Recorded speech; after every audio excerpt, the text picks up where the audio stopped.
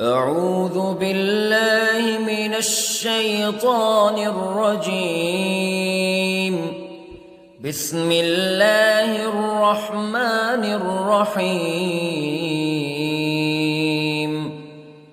الرحمن علم القرآن خلق الإنسان علمه البيان. الشمس والقمر بحسبان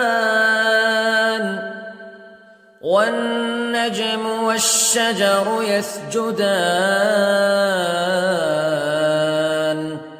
والسماء رفعها ووضع الميزان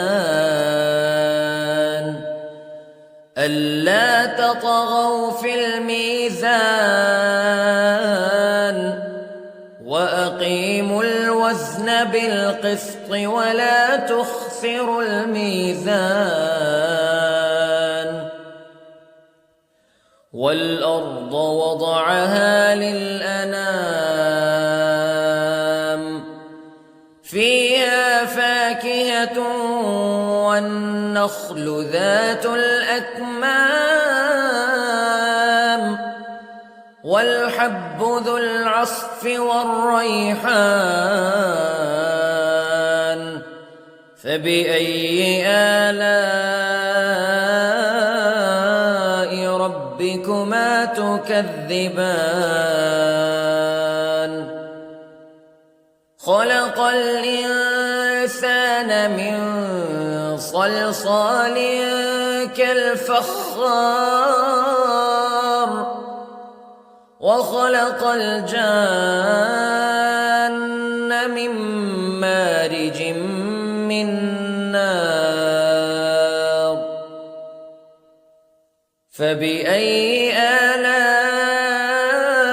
ربكما تكذبان.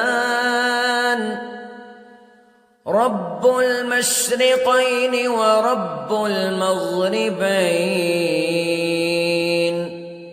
فبأي آلاء ربكما تكذبان. مرج البحرين يلتقيان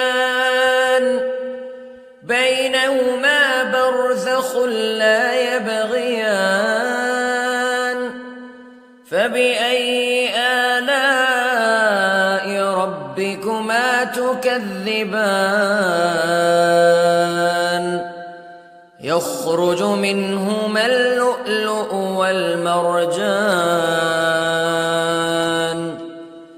فبأي آلاء ربكما تكذبان.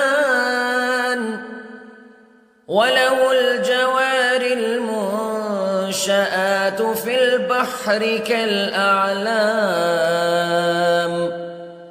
فبأي آلاء ربكما تكذبان. كل من عليها فان ويبقى وجه ربك ذو الجلال والإكرام فبأي آلاء ربكما تكذبان. يسأله من في السماوات والأرض كل يوم هو في شأن فبأي آلاء ربكما تكذبان. سنفرغ لكم أيها الثقلان فبأي آلاء ربكما تكذبان.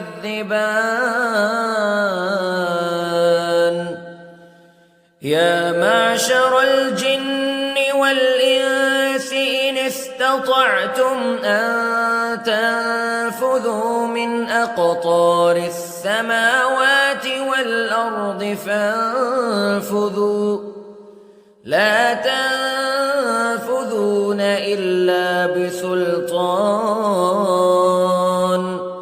فبأي آلاء ربكما تكذبان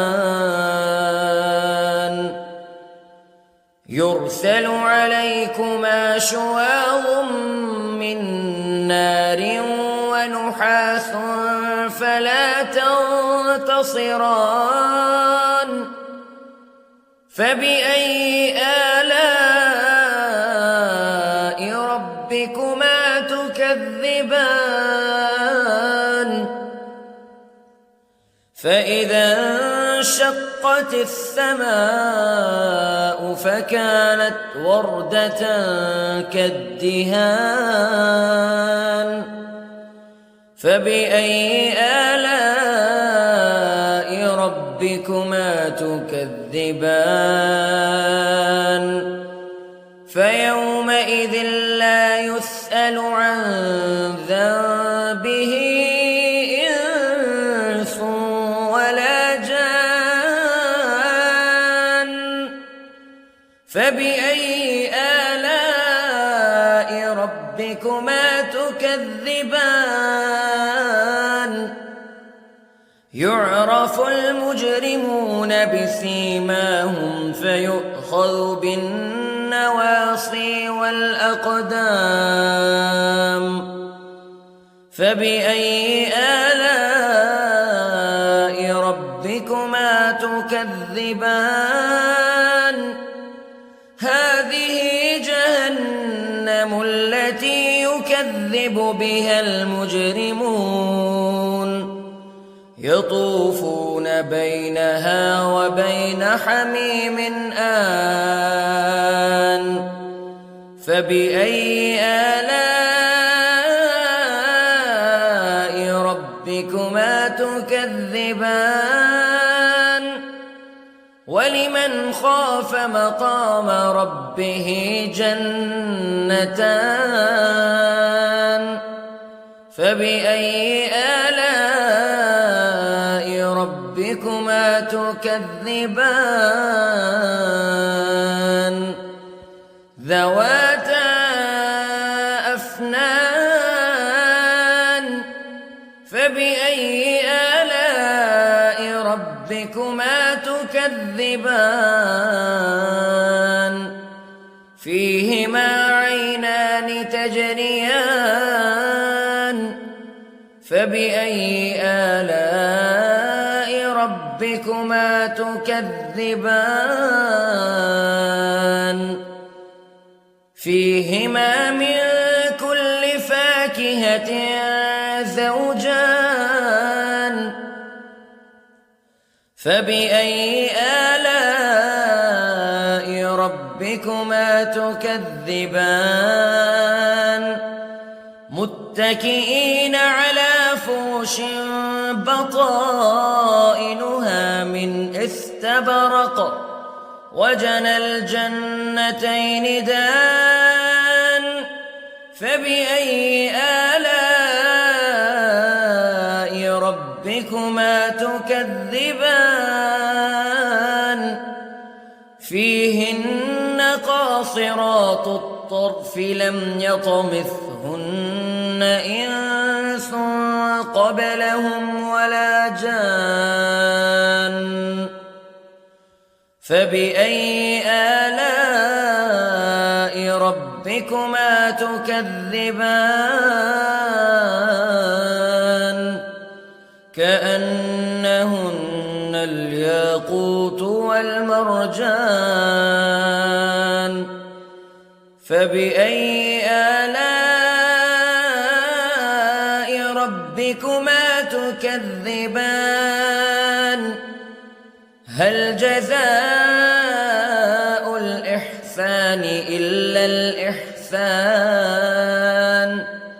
فبأي آلاء ربكما تكذبان ومن دونهما جنتان فبأي آلاء ربكما تكذبان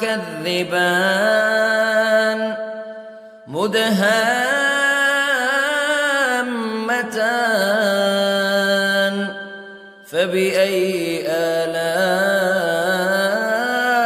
ربكما تكذبان فيهما عينان نضاختان فبأي آلاء ربكما تكذبان فيهما فاكهة ونخل ورمان فبأي آلاء ربكما تكذبان فيهن خيرات حسان فبأي آلاء ربكما تكذبان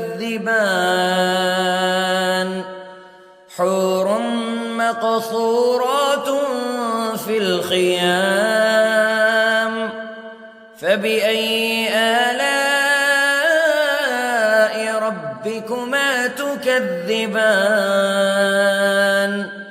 لم يطمثهن إنس قبلهم ولا جان فبأي آلاء ربكما تكذبان متكئين على رفرف خضر وعبقري حسان فبأي آلاء ربكما تكذبان